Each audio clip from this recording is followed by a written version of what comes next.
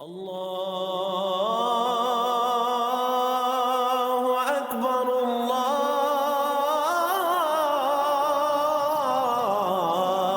اکبر۔ اعوذ باللہ من الشیطان الرجیم، بسم اللہ الرحمن الرحیم۔ فکر اقبال میں تمام ساتھیوں کو خوش آمدید کہتا ہوں۔ آج ہم موجود ہیں سیالکوٹ میں گردوارے میں بابی دی بیری، جہاں پر بابا گرو نانک نے آ کے کچھ وقت کے لیے آ کے قیام کیا تھا، اور میرے پیچھے جو ہے یہ بابا جی کی گرو گرنتھ ہے، اور اس کے پیچھے ایک جگہ ہے جو بیری ہے، جس میں بابا گرو نانک نے بیٹھک اختیار کی تھی۔ جو بزرگ جہاں بھی آتے ہیں وہاں پہ رنگ لگ جاتے ہیں۔ ہم کام کر رہے ہیں اسپریچولیزم کے اوپر، علم روحانیت کے اوپر۔ علم روحانیت کے بابا جی خود شہنشاہ تھے، خود بادشاہ تھے، کیونکہ بابا گرو نانک کو خدا تعالیٰ نے جسا توفیق الہی عطا کیا، اور جس کو توفیق الہی عطا ہو جاتا ہے وہ عشق میں مست ہو جاتا ہے۔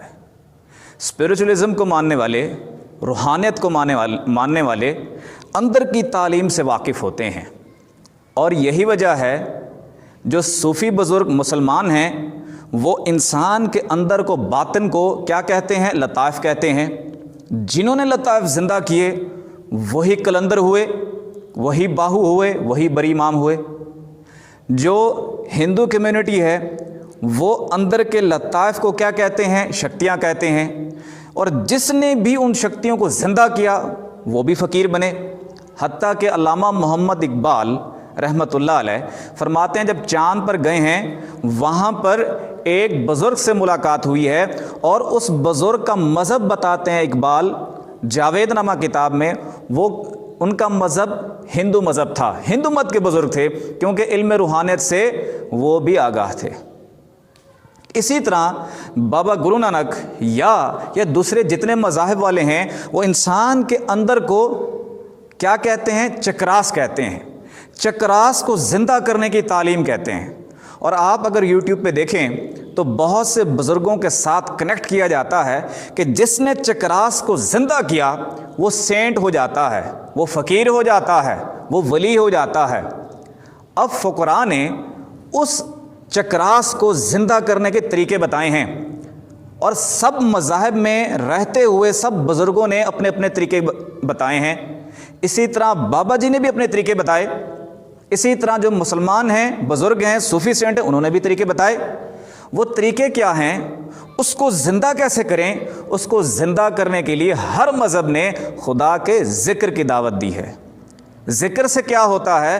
جب دل کی دھڑکن ذکر کرتی ہے تو وہ ذکر سے نور پیدا ہوتا ہے، وہ نور آپ کے خون میں شامل ہو جاتا ہے، خون سے نسوں میں چلا جاتا ہے، نسوں سے ان روحوں تک پہنچ جاتا ہے جن کو چکراس کہتے ہیں، جن کو لطائف کہتے ہیں، جن کو جسے کہتے ہیں، جن کو اسپریچول باڈیز کہتے ہیں، جن کو شکتیاں کہتے ہیں۔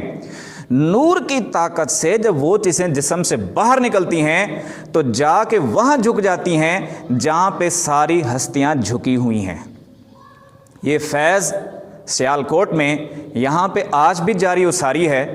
تو جو شخص چاہتے ہیں کہ بابا جی کے فیض سے فیض یاب ہو جائیں، جو چاہتے ہیں بابا جی کے فیض سے ان کے چکراس زندہ ہو جائیں، ان کے لطائف زندہ ہو جائیں، ان کی اسپریچول باڈیز زندہ ہو جائیں، تو وہ بابا جی کا تصور کر سکتے ہیں۔ اس تصور میں گم ہو کے دل کی دھڑکن کے ساتھ ذکر کر سکتے ہیں۔ مسلمان دل کی دھڑکن کے ساتھ اللہ اللہ کرتے ہیں، لیکن جو سکھ مذہب ہے، اور یہ بھی بات یاد رہے، جن مسلمانوں کو بابا گرو نانک نے فیض دیا ان کو اللہ پڑھاتے تھے، اور جن سکھوں کو فیض دیا تو ان کو کیا کراتے تھے؟ ان کو واحے گرو ان کے مذہب کے مطابق کراتے تھے، کیونکہ رب کا ذاتی نام اگر اس مذہب کے مطابق، سکھ مذہب کے مطابق تو واحے گرو ہے، اسلام کے مطابق لفظ اللہ ہے۔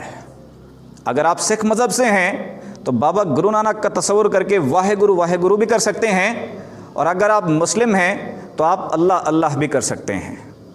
دل کی دھڑکنوں کو آباد کریں، بابا گرو نانک کا فیض دنیا میں پھیلائیں، ان کا تصور کرتے ہوئے دل کی دھڑکنوں کے ساتھ رب کے نام کو اپنے اندر بسائیں تاکہ بابا جی کے فیض سے صحیح طور پر حقیقی معنی میں فیض یاب ہو سکیں۔